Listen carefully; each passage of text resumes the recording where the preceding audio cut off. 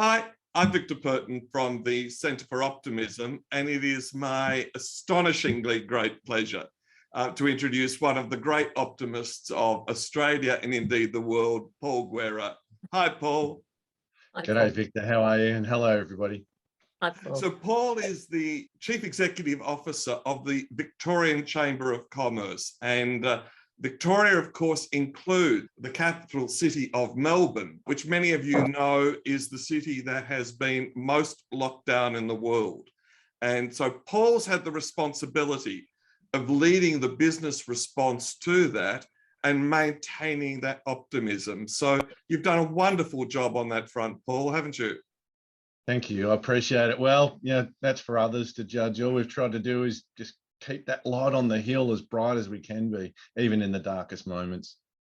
So what we'll do today, in these hours of optimism, as we always do, I'll ask a few opening questions of Paul.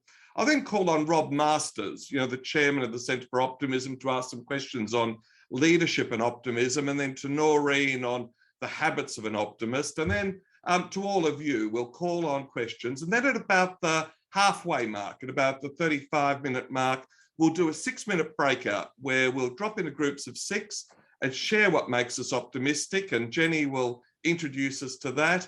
And then we'll come back again, share what we've discovered, ask some more questions. And then, as many of you know who've participated in these, we either promise to leave you laughing or singing.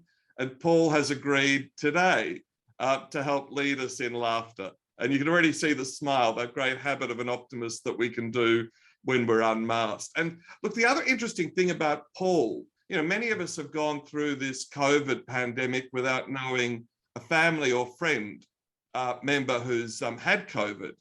Paul has in fact suffered from COVID himself, and indeed his son caught COVID as well. So he's got a realistic appreciation of the pandemic and what it's done. So the first question we always ask people at the Centre for Optimism, Paul, is what makes you optimistic? I think it's a choice, Victor, ultimately. There's a lot to love about where we are right now in the world. We live, I think, in the best state.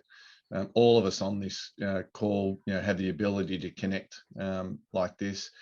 My upbringing adds a lot to that. I'm the grandson of 4 Italian migrants. So all 4 grandparents came to Australia with nothing, no language, no money, and made a go of it. My wife's parents both came here from Italy with nothing, and they've made a go of it.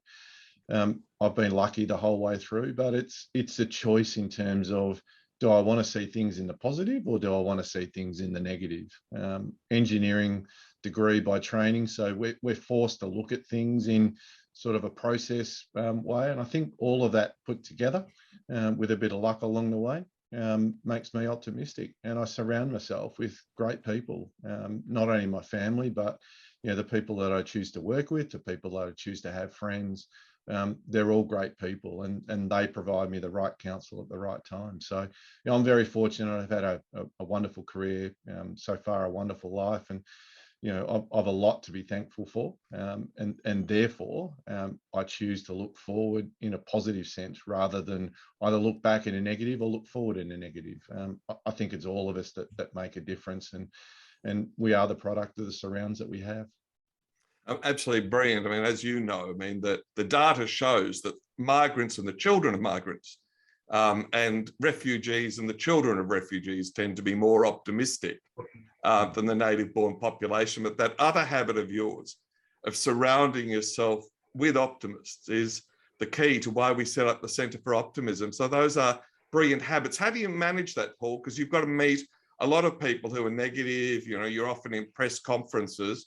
How do you make that choice, of surrounding yourself with optimists, and how often do you get to do that? Yeah, a lot, and that's why I'm lucky, because in the position that I am, I'm able to select the staff that I want to work with, particularly those that report to me.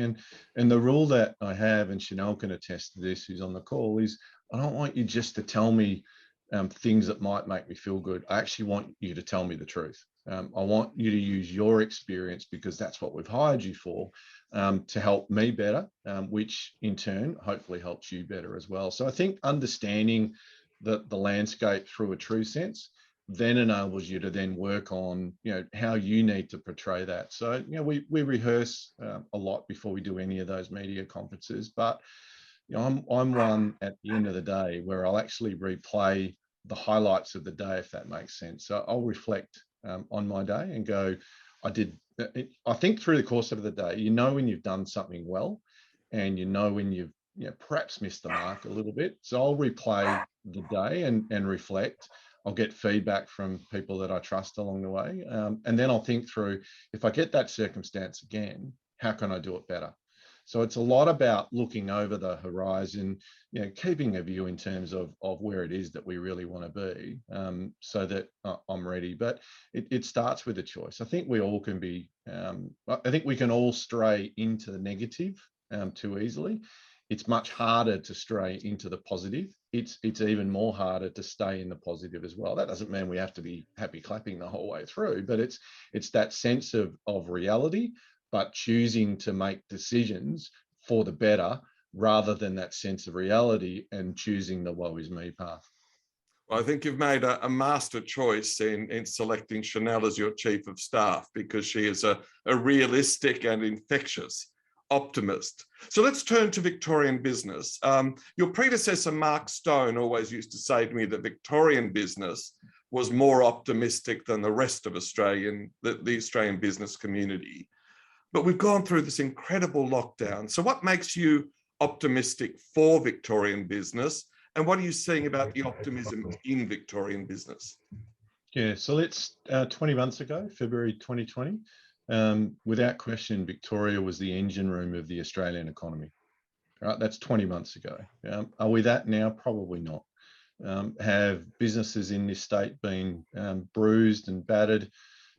More than what we care to think about. So there's a bit of a way to come back. But I'm a believer that if you've been there before, you will be able to get back to where you were and surpass that again. We see that quite a lot, where organisations that go through a difficult period, if they make the right decisions, can then bounce through.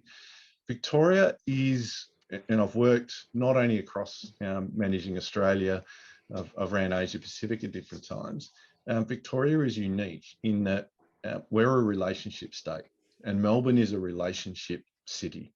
It's the people that actually get us through. Now, we haven't lost the great people in this town. We've lost the ability to connect in person, but that comes back pretty quickly, and we're probably only a couple of weeks away from that coming back. So once the people start coming back in, and once we start pushing towards where it is that the good people in this state know we need to get to, then we are going to bounce, and we're going to bounce quickly. But I don't think we want to get back to where we were February 2020. It wasn't perfect then. We've learned a lot through COVID, and I think Melbourne and the rest of Victoria have a beautiful opportunity now to actually recreate not only the Melbourne that we want it to be, but the state that we want it to be. We get to enjoy all of the state because of COVID. We've learnt all of the state because of COVID, and I think there'll be parts of that will pick up. We've also learnt through this that actually being around your family is pretty good. And I think that work-life piece, and we're doing it a bit now, that work-life piece where a couple of days at home, a couple of days in the office in that collaboration sense, I think is going to serve us well into the future. That's absolutely brilliant. We did a project called The Better Normal, which was backed by the Daily Telegraph and others. And over 80% of Australians actually think that they're going to have a better working life in the future. And I did an event recently for the Department of Jobs, and we asked what made them optimistic. And there was one lady who said, look, my garden, making lunch from my fridge, and my pets. So she doesn't want to come back to the office, but she sees a better future. And we at the Centre for Optimism, as you know, we had to close the world's first shop of optimism in the first lockdown. But we're destined to come back to the CBD as soon as we can start doing roundtables. So look, you have in your leadership, and again, your realistic and infectious optimism is so powerful. So you produced a roadmap for the state, on reopening, on rebuilding, on a better normal. And then the state government, almost copying you in some senses, produced a different roadmap. So can you tell us about that roadmap of yours, how it relates to the state government's roadmap, and how you see us opening up? Yeah, so we took a view before the roadmap was published that businesses can't just operate without knowing what the certainty piece is going to be. So when that was absent, we thought we'd go ahead and actually produce one that matched what borrowed from the National Cabinet guidelines, and they only are guidelines at 70 and 80%. Then took a realistic view. We're not short of experience in reopening. We've done it 5 times before, which means that there's at least 5 settings. There's probably about 10 settings that have been used along the way. So we matched the 70 and 80% to the settings that Victoria had used at different times before, knowing that a vaccinated environment is much different to an unvaccinated environment, knowing that this time last year, as we started to come out, there were a couple of things going in our favour, including the warmer weather, where the virus didn't seem to spread as much. So we thought there was an opportunity to match the experience we had from last year, the experience we had from previous openings, and put them in a way that made sense to not only businesses, because we've been through it, but also to the Department of Health, who had actually put those settings in place previously. As it turned out, we launched ours on the same day that New South Wales launched theirs. And interestingly, the New South Wales roadmap was very similar, very close to what we'd put in place. And then about a week later, the state government here put one out, which was probably a bit more pessimistic than what we'd worked through. They were relying on some data, which I think they admitted was worst case data from the Burnett Institute. What's becoming evident is that our performance is beating even their most optimistic view of where the data could have been. So therein lies, I guess, that the choice between, I guess, what a government is making in the interest of public health versus what businesses, and we're good at this, we're good at assessing risk and then looking at what do we need to do to overcome that risk, putting a challenge out there for business to say, you can open on these conditions, provided you do A, B, C. We know business can meet that. And that's where we wanted. We know we need to come out of the blocks quickly. We know we've only got a limited time before Christmas to be able to recover, to set us up well for next year. And they're the settings that we wanted to see. That's why we published it. Absolutely brilliant, and real leadership, not waiting for government, not responding to government, but leading and using the resources you've got. Rob Masters is the chairman of the Centre for Optimism and passionate about optimistic Australian leadership. Rob, I think you had a question around leadership and, of course, the state of optimism in Australia. Yes, thanks, Victor and Paul. I was intrigued by a number of comments that you made in relation to leadership and the future direction of the state, but it probably could transpose the future direction of Australia. One was that you said you always seek from your staff to be told the truth. And one of the biggest problems that leadership faces in Australia, both in the corporate and government sector, is a lack of trust. And a lot of that is put down to the base that people don't trust them to tell the truth. So that becomes an important part of leadership. And then you put a vision out with your roadmap as to what you said, recreate Melbourne and the state as to what you want it to be. So how do you see leadership taking the state into this desire to where we want it to be? I'd like to know what you think the state should be, and maybe that could transpose into Australia.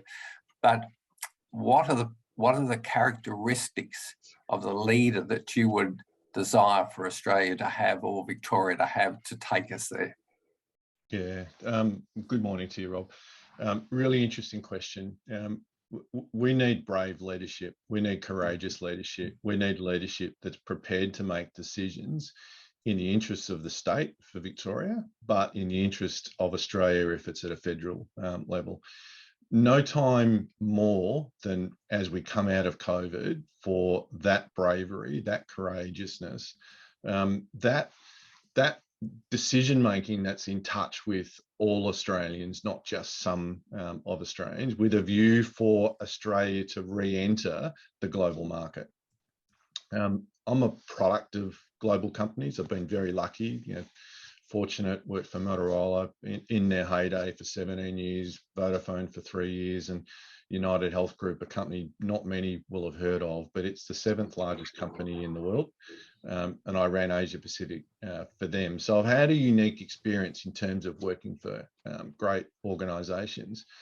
The hallmark of great organisation is partly in due to leadership, partly in due to the values that run them, and partly in due to this innate, and I call it a quality, collaboration. It's something that I think we're missing in Australia right now. We're certainly missing to an extent in Victoria, where we're prepared to share our ideas, come together for a common cause, risk giving over some IP, as it's called, in order to get further ahead. And I think we can be well served through that collaborative piece, whether it's company to company, whether it's employee to employee, or whether it's governments coming together with the private or business sector and the community to map out a path forward. We're doing a little bit of this with the Victoria Summit 2021, and you can watch that online, victoriasummit.com.au. There's a full digest there. It was an idea we had at the back end of last year around mapping the future for our state. It is going to be different, but that's okay, because it can be better different. But we know a river takes the course of least resistance. Where can we be in 10 years, 20 years and 30 years time if we choose to be deliberate?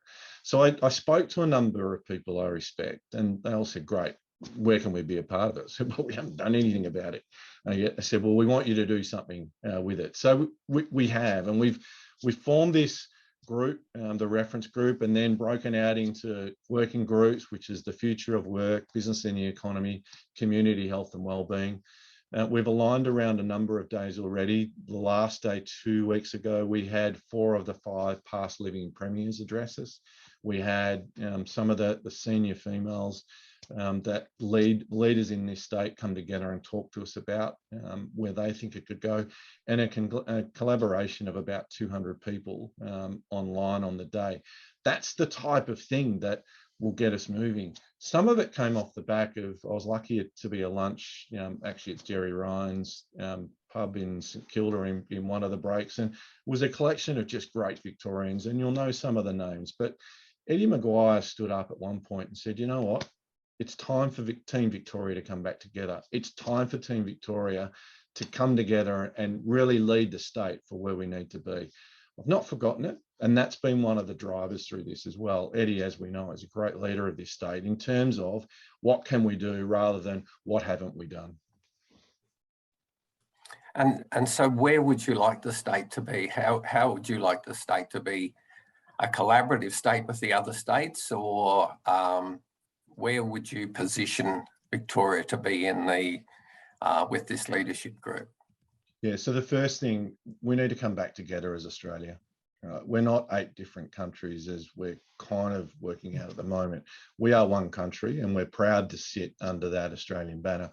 That needs to be repaired, and needs to be repaired pretty quickly. The idea that we can be locked out of different states, it's not where any of us would want to be. It's not where any of us envisaged we would have been 2 years ago, and that needs to be repaired quickly. I think there's some repairing to do even within our own community as well. When you think about Metro being separated from regional, when we think about those that have been vaccinated and those that may choose not to be vaccinated, there's some ripping of the tether that's going on here that just needs to be repaired.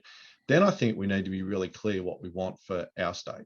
And I think as we become really clear what we want for our state, we can then work out how we then engage with the other states to not only help us achieve what we want to be, but to help them achieve what they want to be as well. Because ultimately, the stronger Australia is, the better it is for Victoria anyway. Right. And the qualities of a leader, if you're talking with the Prime Minister, what would you tell him that you would like the qualities of a leader to be? Yeah, for starters, listen. And listen. It's the best thing I do every day is, and it's, you know, if I've been relevant through this period, it's because I've been able to listen, apply the experience. You know, he's there because of his experience. Apply the experience that he's got. Surround himself with really good people, which, you know, he has really good people in there. Be prepared to make decisions, and they don't have to be decisions, you know, that are poll based. Make them in the best interest of the organization. And then the last one is to have a plan. If I look at one of the reasons behind the summit, the 10, 20, 30 years out, for those of you that have been lucky enough to go to Singapore, Singapore's 54 years old. Right? They didn't get there by accident. They've been quite deliberate. What they've done in 54 years is quite remarkable. There is no reason why Australia can't be on that same trajectory if we're deliberate about where we're going. I think we lost Rob for a moment there. But if we can turn to Noreen and you know, Noreen and the habits of an optimist. Thank you. Thanks, Victor. Paul, I love what you said about, you know, Australia becoming more united. I think, you know, as a new Australian, it's sort of been quite, I know, concerning for me to see the fragmentation that's happened as a result of the last 2 years, basically. So I love that you say that. I think that is important. So when we last caught up, I was running a business called Race Party. Now I still do have it. It's online, but it's been basically in storage for the last 18 months, actually. So I've been affected greatly, as have many, during the last, you know, almost 20 months at this stage. So what I was going to say is, you talked about your own optimism and that optimism is a choice. You surround yourself with optimists and you show a lot of gratitude, and that helps you remain optimistic.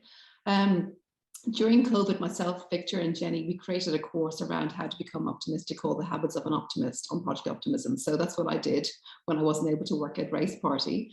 And it really helped. It really, really helped, actually. But what would you say, Paul, to businesses that really, really have been affected very, very badly during this time, and wonder how they're going to get out of this and recover to this new normal, better normal, new Melbourne? What do you say to them to help them become more optimistic? Yeah, it's a great question, because different people have felt this in different ways. So I'll go back to the basics. And the first thing is to have a plan. You know, where is it that you want to go, and be really clear in terms of what that plan, that light on the hill, is going to be. Get help, right? If you can't get up every day, get help. We as Australians, we tend to resist that call for help. We know we need it, but we often don't go and get the help. And that's either help through friends, that's either help through family, or it's professional help. And at the end of the day, it doesn't matter. It's interesting, because we come through schools, we come through universities, we come through sporting clubs, and there's help there. It's in the form of a teacher, a lecturer, or a coach. It's no different as we get older. For some reason, we leave university and think that's it. We're going to be by ourselves now. There are people willing to help, and I'm sure each one of us on the call would be willing to help someone if they asked. So get clear in asking for help.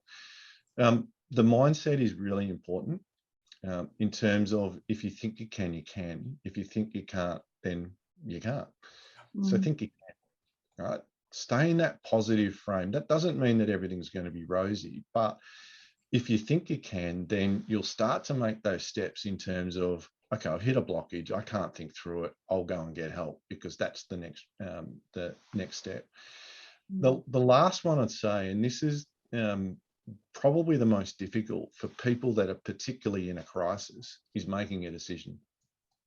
I liken it to, if you get good at decision making, you'll get through almost everything, because even if you make a bad decision, if you have the ability to make a decision, then you can correct that bad decision by making another decision. Now, that next decision may not still be right, but if you're good at decision making, you can then make another decision. And eventually, the decision you make will become the right one. So it's gathering the information that you have at the time, being prepared to be courageous enough to make the decision, make it, see what happens, because it can't be any worse than the situation that you find yourself in at that point in time. And often that decision making will lead you to say, I need to talk to Victor, I need to talk to Paul, right? That's a start, that's a decision, and they can often be small steps. You know, there's a saying that Damien Hardwick has, you know, nothing's ever as good as it is or as bad as it seems. And I think that's really true in terms of making sure that we have our life in that balance, but in that positive type of balance where we can do what it is that we want to do. Love that. Thanks so much, Paul. Really, really helpful. Back to you, Victor. Well, I've moved into gallery view, so I suggest everyone moves into gallery view because we've got such a spectacular group of people here. Look, I haven't scripted this. I'd love Chrissy Mouse, who's here from the Chapel Street precinct, and Helen Hobbs, who's from the town of Caniva in the West Wimmera, just to reflect on what's made you optimistic and how you've kept, you know, your community optimistic. Chrissy, would you go first? You need to unmute. Thank you for throwing me in the deep end. And Paul, thank you so much for your comments, and especially around the uniting of Australia. I, as you know, write for Seven West Media and have been banging on about the fact that we have a federal and a state government and we're all not rowing in the same direction. So it was lovely, Paul, to hear that certainly out of your mouth. Chapel Street Precinct is made up of 2,200 businesses, from small mum and dad businesses to large businesses. And one of the things that when I was listening to Paul reflected on me was the fact that the people have got us through. Paul said earlier on in his talk that, you know, what will get Melbourne or Victoria through is the people. And we're lucky enough to have an incredible culture and board in our organisation. And certainly have business owners around us that have been keeping not only them going, and certainly people around us that have been picking people up. There is a gentleman on this call, he's a director for our board for Chapel Street, and his name's Matt Lanigan. And he's been my, you know, Paul, you talked about leaving university and not having that person to go to. And he has been my support, the person to go to. And I think another great thing was speaking the truth. We have this kind of robust honesty, but an immense respect for each other. And Chapel Street has gone through such an incredible time, and it's changing and evolving. And there's this perception around, oh my God, it's never going to be as good as it used to be. You know, it's past its heyday. And what we've experienced, and when we talk about optimism today, is we've actually had more businesses open than close in the last 2 years. In fact, we are in a better off position now than we were prior to the pandemic. And if I could have wished upon a star, I would have never dreamed that came true. And that is because there are a lot of people, a lot of cheering on our community, and they want Chapel Street to succeed. And exactly like you said, Paul, they're coming together, they're supporting each other. And for me, the optimism is that I see Chapel Street is becoming this lifestyle precinct, and it is coming back stronger. When we came out of lockdown last time, we recorded a 10-year high of foot traffic in the evening, which, you know, again, wish upon a star, was incredible. So there's a lot to be optimistic about. And yeah, thank you for throwing to me, Victor, you know, just randomly. I didn't prepare anything to talk, but it's nice to tell you that optimistically, there's some incredible data to talk about. And thank you, Paul, for sharing your sentiments. Well, Matt dropped you into it. He said that Christy is always good. So, Paul, I mean, you travel around. I mean, you know, there's this better normal. We're seeing it in Chapel Street. It's fabulous. And to hear Chrissy talk about that sense, I'm not surprised because I think we're all attracted to people who want to look forward, to people that can inspire us to do that bit better. You know, we've had it in all walks of life at every stage of our life to do that. Some of us are lucky to have that through our parents and other members of family. Others are lucky to have it through the leaders of the community. Chapel Street's such a valuable part of our great state. So it's great to hear it coming back, but I'm not surprised when you listen to Chrissy talk about it. There's a sense that they'll get through.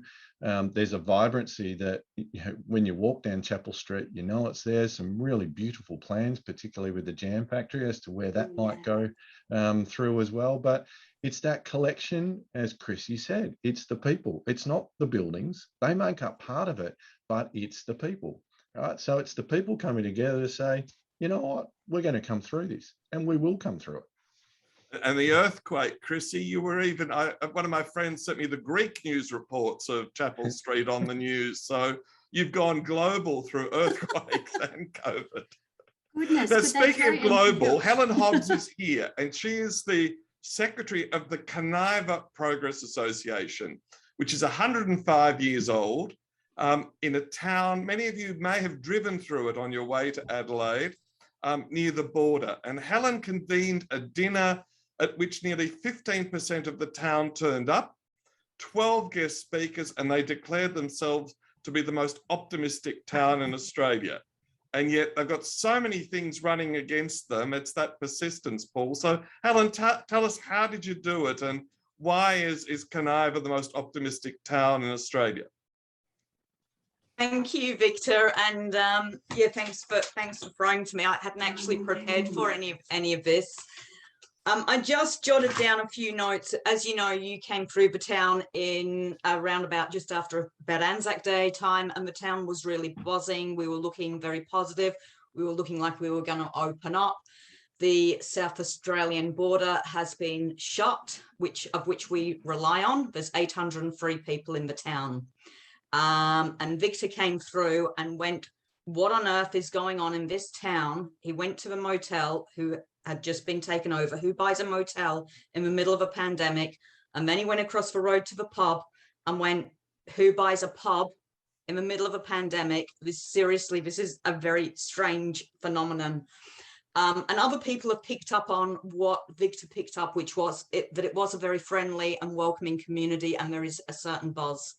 Now, we did the Conniva Optimism project, whereby we thought, well, let's just hit it at every angle, you know, that we could do. We'll do the survey, we did the virtual coffee drop. It was supposed to be in person, and it was constant lockdown, so they ended up being online.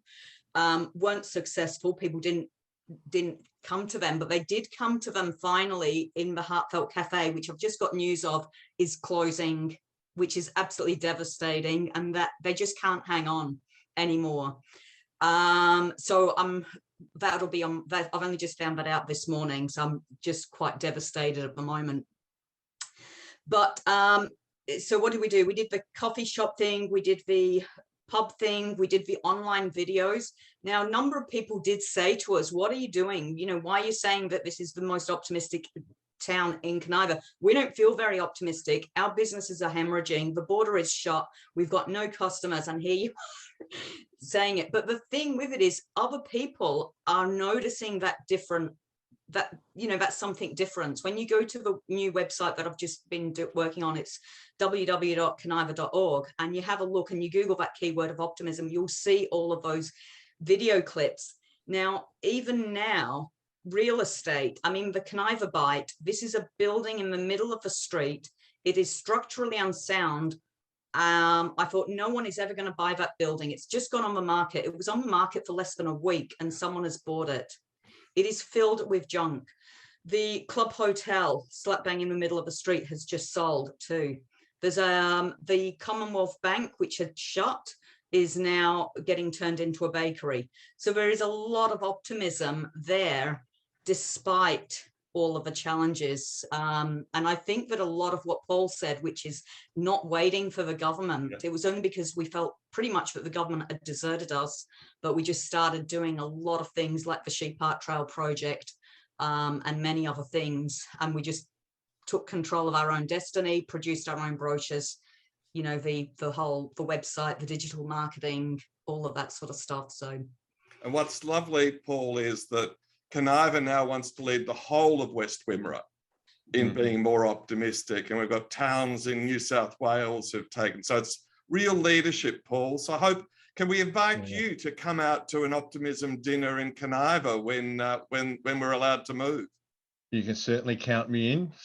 One of my childhood heroes actually comes from Conniva, and this is getting a bit of a way of who I followed in football, but Glenn Hawker, absolute star for the Mighty Bombers, and he was Conniva. And I know we actually had Alistair Clarkson as our guest for our grand final lunch. Alistair actually offered up very proudly that his childhood growing up in Conniva was one of the reasons why he reflects on how he's become so successful. So you've certainly got some good pedigree there. Well, I think we'll have an expedition, a Centre for Optimism expedition, and we'll pop Paul on the bus with us. So look, we've now reached the 11:05 mark. And so Susan, I'll come to you straight after the breakout, if that's all right. So we're going to break out now for 6 minutes, completely at random. So everyone who's not on video, if you could switch on your videos, everyone who's not on audio, switch on your audios. And Jenny Boymore, do you just want to explain what we do in the breakouts? Sure. Thanks, Victor.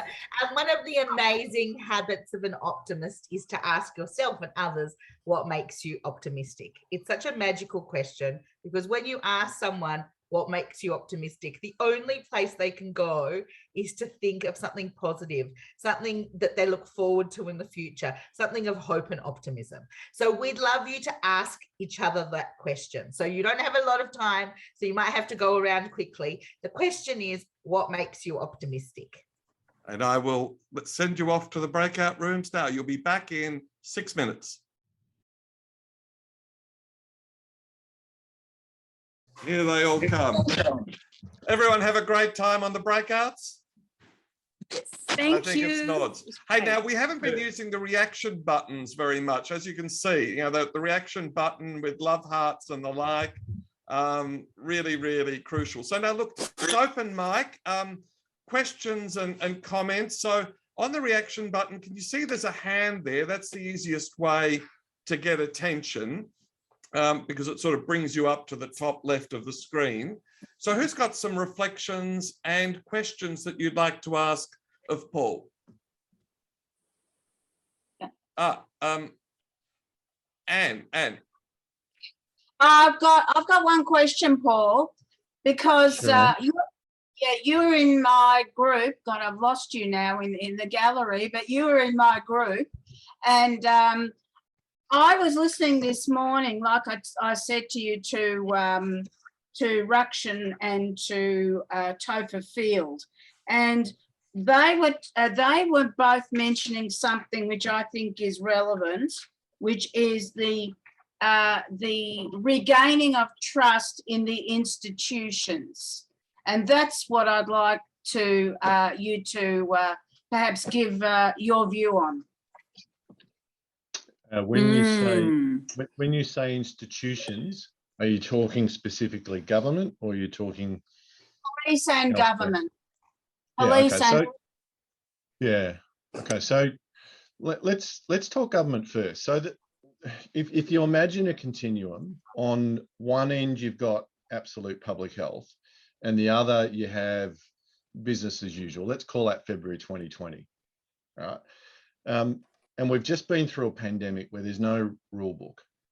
Now, most of us on this call would want to be sitting in about the middle of that, because I think we're smart enough to know that February 2020 or business as usual isn't quite right, hasn't been quite right, or the right setting to have taken through this process. But equally, we would say sitting absolute public health means that we don't live our lives. We don't want to be there either. I think the government's made decisions that have looked after the public health. And I think for many of us, that's challenged us because the tension towards that is probably too great. It's not for everybody, but that's where most of us on this call would sit. So part of it is regaining the trust is partly us understanding why those decisions were made, and we, like so many people, want better transparency into why those decisions were made, because I think from there we can then start to understand why those decisions were made. I think what we want to see is that pendulum to swing back to more of the centre and then closer to whatever February 2020 becomes in February 2022, so that we can get on with rebuilding our state and living our lives again. And I think as we swing through that, so seek to understand, let's have the information so we can understand, then let's see the settings that allow us to get back to where we want to live our lives. So, and I think that would be the same of any institution, is be transparent with us. Why did you make the decisions? Why are there differences in settings? And I'll give you an example. Crib rooms in construction are open at 1 per 4 square metres for people. I'm wrapped construction's open, but I want everything open. If crib rooms can open, why can't hospitality open at the same settings inside? So there's just differences like that the whole way through. You know, under 12s aren't approved for vaccines. Why aren't they at school when we've disrupted them so long? Get them back to school. So there's things like that that sit there. I think as we understand that, and it'll all be because of public health, well, let's understand it. And then let's see the path back to, you know, how we get out of this and really recover and recover quickly. Well, you can see all the heads nodding there, Paul. Susan Coles, before the break, you had a comment or question?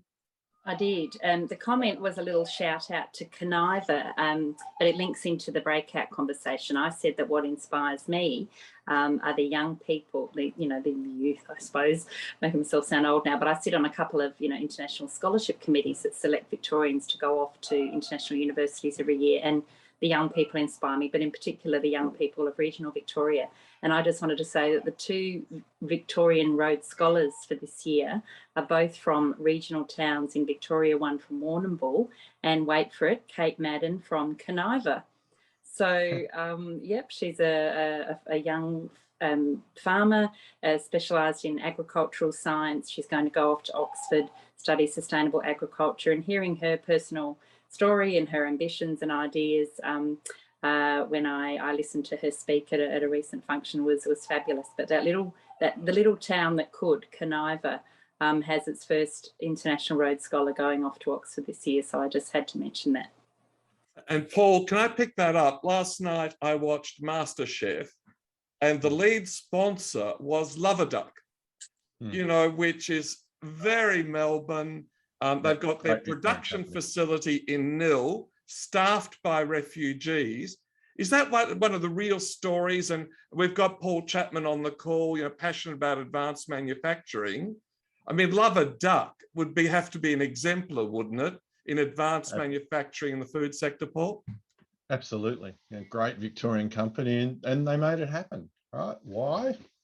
Did the planning, saw the opportunity, put the plans in place, and they've got great staff that are loyal to them. It reminds me a lot of, my grandfather, who I talked about before, similar sort of organisation that he worked in, and the other actually started roadside selling in the state, ended up growing strawberries in Sylvan, the Sylvan Manufacturing Company that's still around.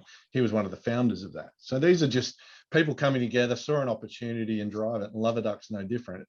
It's magnificent that they're Victorians, and it's just magnificent what they do for the community. And the ducks are pretty good too, I must admit. So. We are big fans of the Peking duck. Kate Clancy is a transformation expert, and she leads our Music for Optimism project, Paul. We have this incredible listening lists of music to enhance your optimism. And Kay had a question. I do, and I'm not going to ask you to sing, Paul, so you can exhale and relax. My question is, the media have really ridden the back of fear in the pandemic, and of course we know that fear and optimism are not necessarily good bedfellows. In your role, how do you shift the dial away from fear without falling into the trap of what they're now calling toxic positivity, which is come on, you've got loads to live for, isn't it great? How do you do that? Because that will make a difference to how you're perceived. Yeah, so we're realistic. So Chanel and I would talk multiple times a day, but we have a couple of things. So 3 times a week, we gather to think about where we need to be. Once a week, we actually plan with our policy team in terms of what's coming over the horizon that we need to start preparing businesses for, that we need to start talking to governments about. And again, this is nothing new for people in business. It's what's out there, what's going to confront us. How do we start planning around that? So we know through this it's been a balance of, as I talked before, that the health and business as usual, and trying to get that balance right. We know at different times small steps have been required, but that doesn't mean no steps. They mean small steps. And then there's times where there's bigger steps that are required. And again, that doesn't mean no steps, it means bigger steps. So we've tried to strike that balance in terms of, is it a small step today? Is it a big step today? Or actually, is it a leap in terms of where we need to make? Trying to keep it realistic, trying to keep it forward focused, because it's very easy in a crisis just to get lost on woe is me, trying to provide that light on the hill. And as I said, at different times in fog, the light is blurred, so we have to turn it up a bit. At other times, it's clear daylight, we can turn it down a bit, because once people start moving, they're going to be moving. And some of the work we do is actually talking to others around rallying them so that they can actually understand where we're coming from. And then that voice, that direction gets magnified, so it then helps everybody come through. We have a really simple saying, let's get everybody through rather than just a person through. Alex Coughlin is a university student. Yeah, hi Paul. I just had a quick question. Like Victor said, I am studying my Masters of Economics, and I'm writing my thesis roughly on entrepreneurialism. And I just wanted to touch on the comments you made earlier about Victorian businesses perhaps being more optimistic than their interstate peers. And I just wanted to hear your thoughts on the role of optimism in terms of risk-taking and entrepreneurialism. And if there is a causal link, what can we do to encourage entrepreneurialism and optimistic risk-taking? Yeah, good luck with your studies. The outcomes of your studies are going to be important. We've been lucky in this state. I saw Justin Howden on the call before, he may still be there. Swiss is one of the great companies, and it got through because the founder knew he'd find a way through, and Radic was just extraordinary in what he did. Carsales.com was born here, realestate.com, Seek was born here. There's many companies that have done that because they found a way through.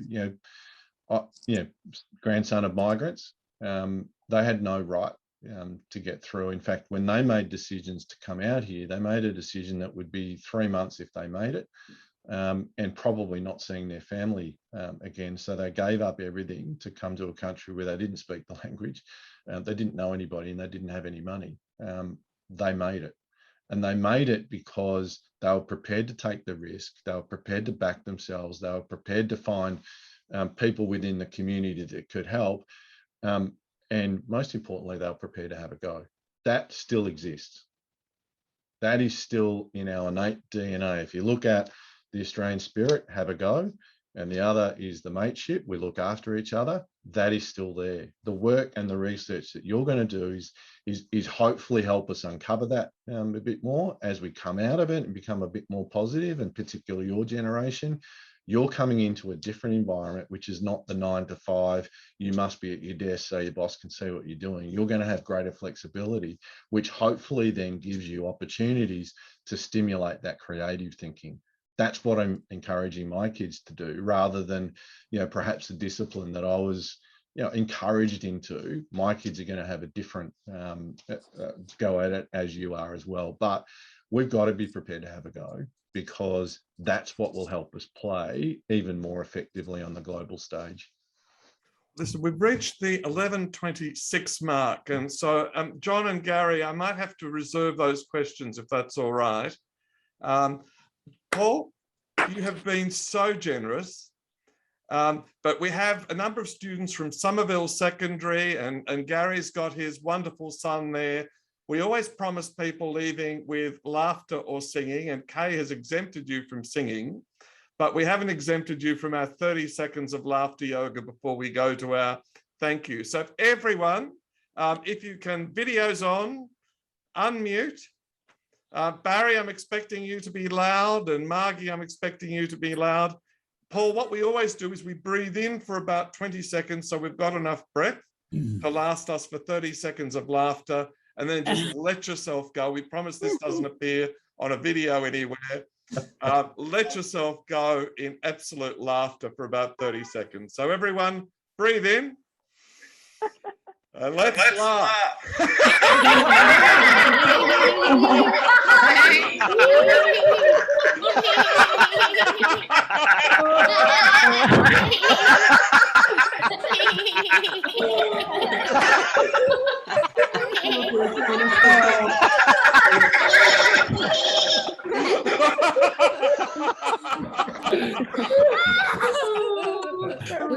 Oh dear. Paul and Chanel, you have been so generous.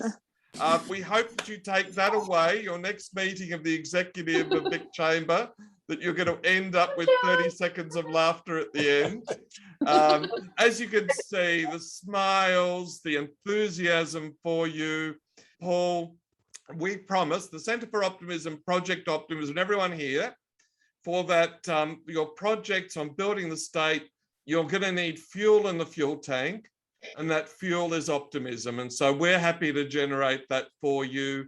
To everyone who joined us, you know, we've had Chapel Street, we've had Conniva, Gippsland, people from large enterprises Paul referred to, from single person enterprises, leaders in the circular economy like Nathan Pitkin from Yarra Valley Water. Just an incredible mix, Paul. And this is what makes, as you said, Melbourne and Victoria such a rich environment for entrepreneurialism, as Alex referred to.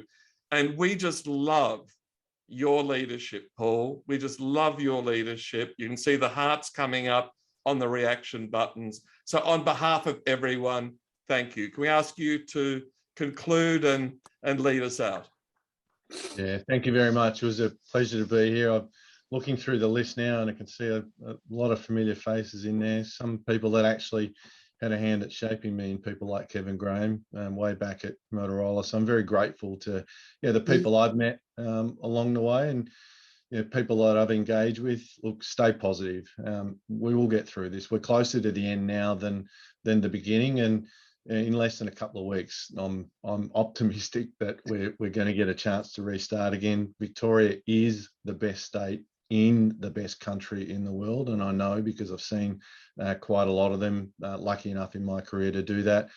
Our people are the best in the world, and it's our people that will get us through. It's conversations like you lead, Victor, in these formats that bring people together, and the more we can do that, the more we can lean on each other and use our experience with each other, the better we're going to be served, not only as individuals, not only as a family, but as a state. And that's what keeps me going. So I've made a couple of commitments. I'm joining you, Victor, in Conniva at some point. I know there was a couple of people that wanted my email address, and Victor, I give you permission to share that back with others as well. And look, if ever anybody gets to a point of saying, what do I do now? This is too tough, just email. I'll get back to you. I look forward to meeting you all at some point.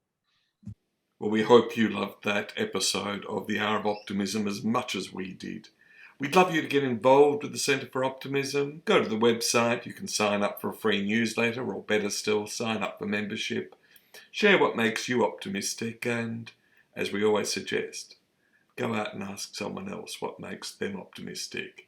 It'll make you feel better and probably make them feel better too.